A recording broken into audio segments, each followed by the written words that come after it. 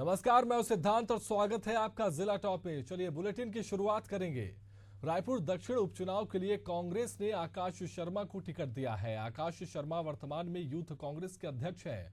उनका मुकाबला बीजेपी के सुनील सोनी से होगा। वहीं रायपुर दक्षिण विधानसभा में 13 नवंबर को वोटिंग होगी और 23 नवंबर को मतगणना होगी। रायपुर दक्षिण सीट भाजपा विधायक ब्रजमोहन अग्रवाल के सांसद चुने जाने के बाद खाली हुई है। 2023 के विधानसभा चुनाव में भी आकाश शर्मा ने दावेदारी की थी, लेकिन महंत रामसुंदर दास को टिकट दिया गया था। आकाश शर्मा को टिकट मिलने के बाद पीसीसी चीफ दीपक बैज ने कहा कि हम दक्षिण विधानसभा का चुनाव जीतने के लिए लड़ेंगे। हम इस समय 34 साल का इतिहास बदलेंगे। वहीं कांग्रेस के ऐलान के बाद सांसद ब्रजमोहन अग्रवाल ने तंज कसा है।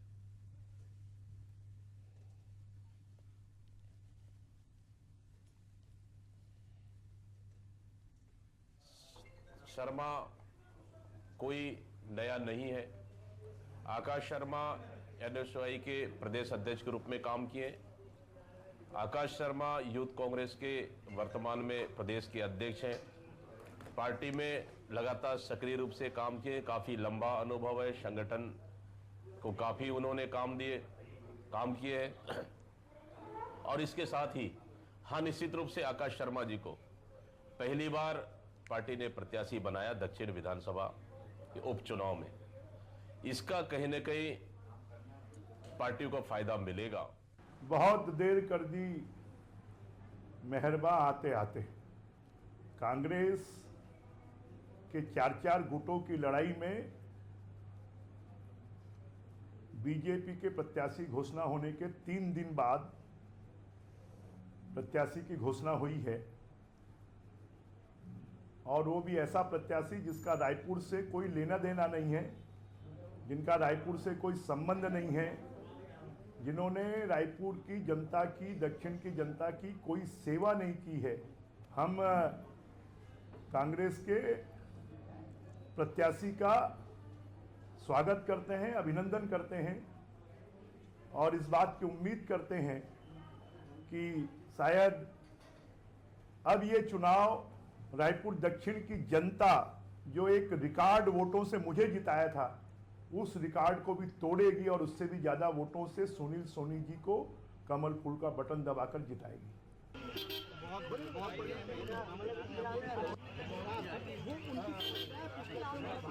शुरू करना जी। अरे बाद में बना ले। दंगल कांग्रेस ने अपना दांव खेला है। युवा नेता आकाश शर्मा पर भरोसा जताया है, क्या कहेंगे? कांग्रेस पार्टी के तमाम शीर्ष नेतृत्व को धन्यवाद देना चाहता हूं। कांग्रेस पार्टी के एक सम्मान वर्ग के, सम्मान परिवार के लड़के के छोटे से कार्यकर्ता हो, जिसने महाविद्यालय और यूथ कांग्रेस की राजनीति से अपनी शुरुआत की है। तो शीर्ष नेताओं को धन्यवाद, दीपक बैज जी का धन्यवाद, भूपेश बघेल जी का, टीएस सिंहदेव जी का, चरणदास महंत जी का, प्रदेश प्रभारी सचिन पायलट जी का और तमाम हमारे नेताओं को धन्यवाद कि हमें अवसर दिया है। युवा साथियों के साथ प्रदेश भर के युवा साथी, दक्षिण के युवा साथी, महिलाओं का आशीर्वाद, बुजुर्गों का आशीर्वाद के साथ दक्षिण का चुनाव लड़ेंगे और एक अच्छा चुनाव लड़ेंगे। और जनता के मुद्दे, जो रायपुर दक्षिण की जनता के मुद्दे हैं, रायपुर दक्षिण के मोहल्लों के मुद्दे हैं, जो गलियों के मुद्दे हैं, उन तमाम मुद्दों को लेकर जनता के बीच जाएंगे और अच्छा चुनाव लड़ने का प्रयास करेंगे। परंपरागत सीट मानी जाती है बीजेपी की, क्या लगता है बीजेपी के स्किलों को भेद पाएंगे आकाश शर्मा? मुझे लगता है कि ब्रजमोहन अग्रवाल जी को ये धोखा हो गया। परंपरागत सीट है इसलिए अपने कठपुतली को उतार दिया, लेकिन उनको पूछना चाहिए जो चेहरा जो उनका प्रत्याशी वो उतारे हैं, क्या वो 2 बार के महापौर रहे हैं, 1 बार के सांसद रहे हैं? ऐसा 3 काम बता दे अपने कार्यकाल का, हर एक कार्यकाल का एक काम बता दे जिसके आधार पर वो वोट मांग सकते हैं रायपुर दक्षिण जनता। इतिहास दोहराया है कांग्रेस ने, विकास उपाध्याय को भी उतारा था जो है राजेश मूणत के खिलाफ। क्या लगता है युवा चेहरे पर जो जनता भरोसा? आप खुद बोल रहे हैं इतिहास दोहराया है, और निश्चित रूप से इतिहास दोहराएगा। कांग्रेस पार्टी जो रायपुर दक्षिण के जो खिलाफ भेजेगी और जीत के रहेगी। आकाश शर्मा हमारे साथ मौजूद थे, जिन्होंने लगातार जिस तरीके से उपचुनाव को लेकर कांग्रेस ने अपने प्रत्याशी की जो घोषणा है वह कर दी है और युवा नेता आकाश शर्मा पर भरोसा जताया है। दक्षिण का दंगल और दक्षिण के दंगल को लेकर कांग्रेस ने जो अपना दाव है वह खेल दिया और आकाश शर्मा को कांग्रेस ने अपना प्रत्याशी जो है वह बनाया है। कैमरामैन दीपेश के साथ मोनिका दुबे, एशियन न्यूज, रायपुर।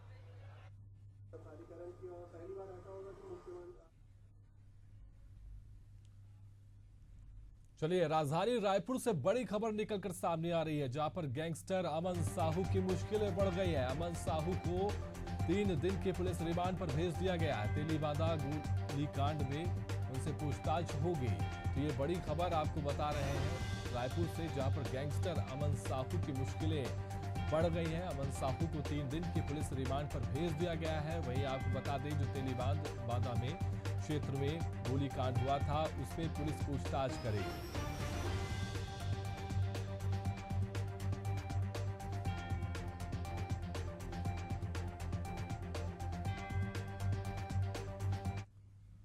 मुजफ्फरनगर से बड़ी खबर निकलकर सामने आ रही है, जहां पर पानी को लेकर 2 पक्षों में विवाद हुआ है। दोनों पक्षों में जमकर लात, घूंसे और डंडे चले हैं। मारपीट का वीडियो भी वायरल हुआ है। वहीं बता दें, विवाद में महिलाओं के बीच भी लात घूंसे चले हैं। वीडियो आपके टीवी स्क्रीन पर रहा कि देखिए किस तरह से झगड़ा हुआ और झगड़े के बाद लाठी डंडे चलने लगे। वहां पर महिलाओं के साथ भी मारपीट की गई और महिलाओं ने भी मारपीट की। नगर कोतवाली के रुड़की चुंगी चौकी का ये पूरा मामला बताया जा रहा है।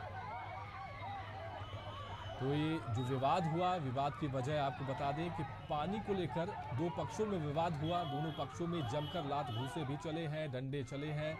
मारपीट का ये वीडियो भी वायरल हो गया है। विवाद में महिलाओं के बीच भी मारपीट हुई है। नगर कोतवाली के रुड़की चौकी का पूरा मामला बताया जा रहा है।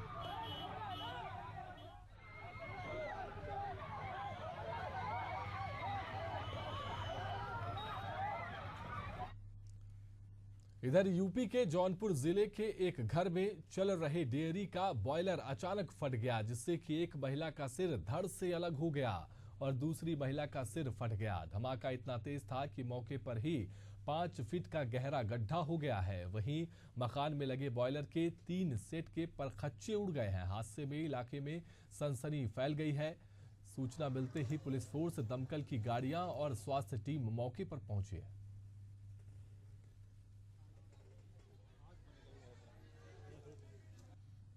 आज दिनांक 22/10/2024 को थाना खुटन अंतर्गत ग्राम बिया में Shrimati Manita Bin, wife of Shri Rajendra Bin, boiler पे दूध गर्म कर रहे थे कि इसी दौरान बॉयलर फट गया और जिससे उनकी दुखद मृत्यु हो गई और श्री राजेंद्र बिन व एक अन्य महिला भी मामूली रूप से घायल हुए।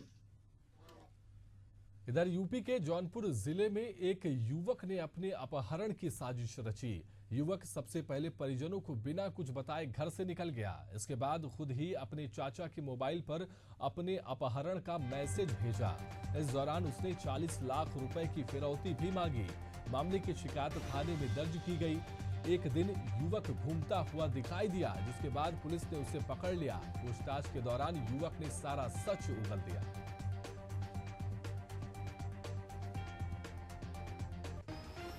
पुलिस की टीमें कई जगह गई और पुलिस की टीमों के दबाव से अंत में यह जो लड़का था ये अंत में भागने लगा और भागते भागते फिर अंततः पुनः यहाँ सुरेरी क्षेत्र में हीरापट्टी पहुँचा और पुलिस की टीमों ने इसको दबोच लिया, बरामद किया। डिटेल इंट्रोगेशन में इसने स्वीकार किया कि यह अपने दिमाग में इसके जो आया उसने किया, उसको नहीं पता कि ये सही है या गलत है। इसको आप दिमाग का सिरफिरापन भी कह सकते हैं और इसके दिमाग का एक डिसऑर्डर भी कह सकते हैं कि ये इसके दिमाग में जो जो आता गया ये करता गया। यूपी के हरदोई जिले के संडीला क्षेत्र में लगातार नकली खाद बिक्री की शिकायत मिल रही है, जिसके बाद जिला कृषि अधिकारी, अपर जिला कृषि अधिकारी और नायब तहसीलदार ने पुलिस के साथ संडीला क्षेत्र में छापा मारा। इस दौरान उन्होंने भारी मात्रा में नकली खाद बरामद की, साथ ही दुकान और गोदाम को सील कर दिया।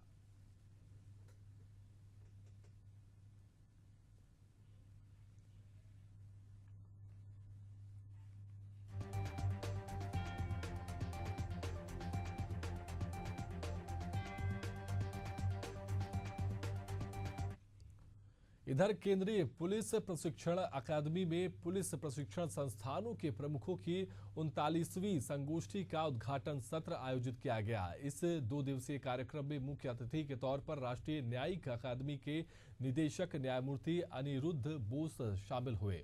इस आयोजन में पुलिस अनुसंधान एवं विकास ब्यूरो के तत्वाधान में यह कार्यक्रम हो रहा है।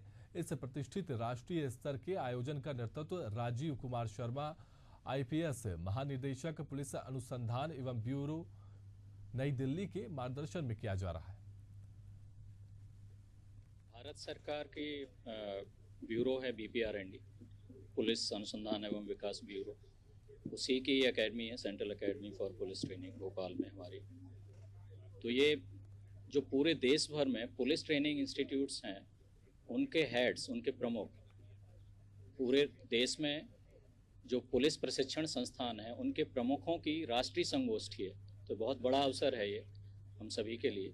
तो इसमें पूरे देश से, सभी राज्यों से, 1-2 राज्यों को छोड़कर सभी राज्यों से यहाँ पुलिस ट्रेनिंग इंस्टीट्यूट्स के प्रमुख आए हुए हैं, हेड्स। इधर मध्य प्रदेश के विदिशा जिले के एसपी रोहित काशवानी ने वेतवांचल निधि प्राइवेट लिमिटेड फर्जीवाड़े मामले में खुलासा किया है। पुलिस ने बताया कि चिटफंड कंपनी के माध्यम से करोड़ों का गबन किया गया था।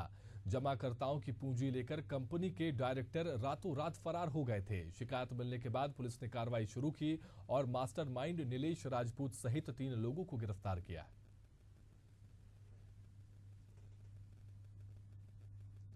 इसमें एक कंपनी थी वेतवांचल इंडिया निधि लिमिटेड, वो 2020 से यहाँ पर संचालित थी विदिशा में। और ये अलग अलग स्कीमों के नाम पे, जैसे recurring deposit, daily deposit, fix deposit और पॉलिसी के नाम से लोगों से पैसे जमा कराते थे और रातों रात ये फरार हो गए। लोगों को इन्होंने ठग दिया था।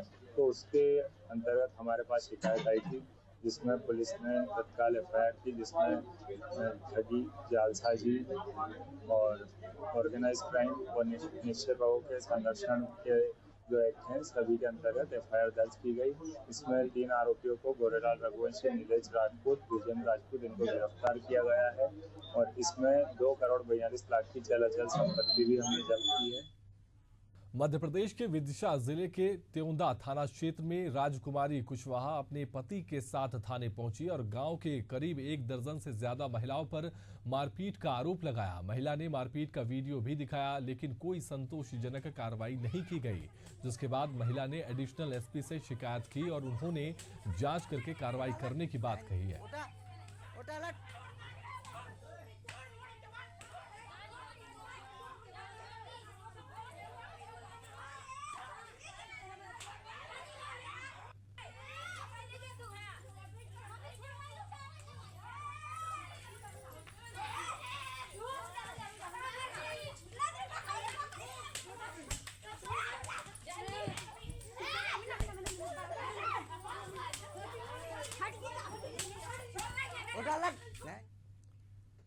इधर सक्ती में तेज रफ्तार कार ने नाबालिग को टक्कर मार दी। हादसे के बाद चालक कार लेकर मौके से फरार हो गया, लेकिन कार की रफ्तार तेज होने की वजह से वह हादसे का शिकार हो गया। सूचना पर पहुंची पुलिस ने उसे कार से सुरक्षित बाहर निकाला और इलाज के लिए अस्पताल भिजवाया। वहीं आपको बता दें कि मामला सौद थाना क्षेत्र के अंतर्गत ग्राम पंचायत मलदा का है।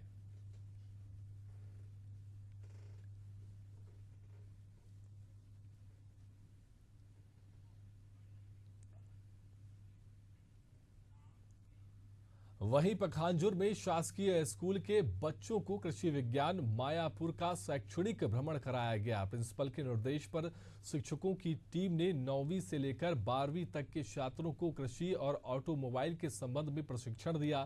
साथ ही छात्रों को वंडिंग, ग्राफ्टिंग और सीड्स प्रोडक्शन के बारे में भी विस्तृत से जानकारी दी गई है। हमें कलमी पौधा तैयार करने के संबंध में बताएंगे, कलमी बांधने के आपको सिखाएगा। और उसके बाद जैसे लीची पौधा है उसमें गुटी बांधने का सिखाएंगे। और पौधे जितने भी यहाँ पेड़ पौधे उसके नाम जो है ना, उसके संबंध में जानकारी बताएंगे। इसमें व्यावसायिक शिक्षा के अंतर्गत कृषि ट्रेड में चल रहा है 9 से लेके 12वीं तक। यहाँ बच्चे को शैक्षणिक भ्रमण में लाए हैं, जिसमें कृषि से संबंधित ग्राफ्टिंग, बडिंग, इसके बारे में बच्चे को पूर्ण रूप से यहाँ जानकारी दिया जाएगा। जो बच्चे पढ़ाई के साथ साथ कुछ प्रैक्टिकली भी सीखेंगे जो आगे जाके कर सकते हैं और रोजगार कमा सकते हैं। जो देसी पौधा है उस पौधे में कलमी पौधा बांधना सीखा है और लीची के पौधे में जो कलमी तरफ से मतलब बूटी बांधने के तरीका को सिखाया गया है। हम लोग अपने कैरियर को कृषि व्यवसाय की तरफ से देना चाहते हैं। हम आगे की पढ़ाई एग्रीकल्चर लेके पढ़ना चाहता हूँ। आम के पौधे में कलम बांधना, फिर लीचू के पेड़ में गुठनी बांधना, ये सब सिखाया गया।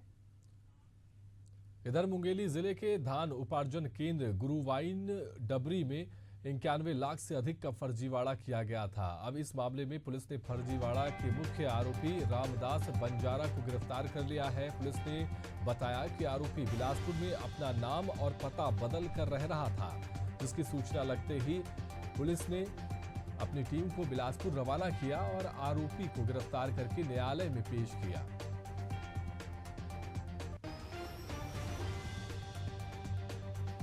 प्रशासन और पुलिस को एक बहुत बड़ी सफलता मिली है। धान खरीदी से संबंधित एक गबन का मामला लालपुर थाना क्षेत्र में 120 क्रमांक 2024 और 121 क्रमांक 2024, जिसमें धोखाधड़ी के मामले में अपराध 5वें महीने में दर्ज हुआ था। इस संबंध में मुख्य व्यक्ति जिसके विरुद्ध संबंधित विभाग से रिपोर्ट प्रशासन के माध्यम से प्राप्त हुआ था, रामदास बंजारा। ये रामदास इस टाइप के हमारे ज़िले में कई FIR हुए थे, जिसमें हम लोगों ने कुछ दिनों पहले पूर्णचंद यादव को भी गिरफ्तार किया। धान खरीदी जो पिछले वर्ष 2023-24 में हुई, उसमें कुछ एक समितियों के द्वारा खराब कार्य किया गया, कुछ एक समिति के द्वारा गबन भी किया गया। हालांकि अधिकतर समितियों ने बेहतर कार्य किया था। खराब कार्य करने वाले समितियों में जो लोग कार्य कर रहे थे, उनके कार्यों की जांच कराई गई। जांच कराए जाने के बाद प्राथमिकी भी दर्ज कराई गई, क्योंकि उसमें क्रिमिनल सेक्शन से अट्रैक्ट हो रहे थे। उत्तर प्रदेश के बरेली के रहने वाले आदित्य शर्मा राम वनगमन यात्रा पर निकले हुए हैं। वहीं आदित्य ने 29 सितंबर से राम वनगमन यात्रा की शुरुआत की है। वह अब मनेंद्रगढ़ पहुंच चुके हैं। मनेंद्रगढ़ में ठहराव के बाद आदित्य शर्मा सीतामढ़ी हरचौका पर निकले। यहां प्रभु श्री राम के छत्तीसगढ़ में प्रवेश का पहला द्वार माना जाता है। यहां छत्तीसगढ़ सरकार ने विशेष रूप से राम वनगमन पथ का निर्माण किया है।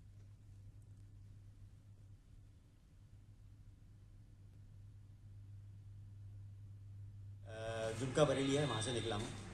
और जुमका बरेली से फिर मैं पहले गया अयोध्या जी, फिर अयोध्या जी से मैंने करी तमसा नदी, तमसा के बाद श्रृंगवेरपुर के बाद प्रयागराज के बाद चित्रकूट, फिर चित्रकूट होते हुए फिर मैं अभी यहाँ पर आपका आया हूँ मनेंद्रगढ़ चेरी में। यहाँ से मैं जाऊँगा जनकपुर। पूरा शेड्यूल एक मेरा उस पर लिखा हुआ है, क्योंकि मैं मैप देख के ही चल रहा हूँ। तो वहाँ से जाऊँगा मैं रामगढ़ की पहाड़ी, और फिर उसके बाद कोतल तक जाना है। एक जगह है कोतल, एकदम एंड तक, वहाँ तक जाना है। इधर कोरिया जिले में उप पंजीयन कार्यालयों से जुड़े दस्तावेज लेखक और स्टाम्प विक्रेताओं ने सुगम ऐप के खिलाफ मोर्चा खोल दिया है। स्टाम्प विक्रेताओं ने सुगम ऐप को अपने रोजगार पर संकट बताते हुए अनिश्चितकालीन हड़ताल शुरू कर दी है। संघ के सदस्य हरीश पांडे ने बताया कि सुगम ऐप लागू किया गया है, जिससे कि पक्षकारों को परेशानी होगी। शासन को हमारी जरूरत नहीं पड़ेगी, जिससे रोजी रोटी खोने का डर है। ऐसा अंदेशा है कि निकट भविष्य में दस्तावेज लेखक और स्टाम्प विक्रेताओं की कोई आवश्यकता नहीं होगी, क्योंकि छत्तीसगढ़ सरकार की यह मंशा है कि भविष्य में पेपरलेस, कैशलेस और फेसलेस किया जाएगा। तो इतने वर्षों से जो दस्तावेज लेखक और स्टाम्प विक्रेता इस कार्यों में कार्यरत हैं, उनके सामने मतलब रोजी रोटी का प्रश्न चिन्ह खड़ा हो रहा है। अगर मांग पूरी नहीं होती है आप लोग की, तो आगे की क्या रूप है? यदि हमारी मांग पूरी नहीं होती है तो हमारे जो प्रदेशाध्यक्ष हैं, उनके निर्देशानुसार आगे की कार्रवाई की जाएगी।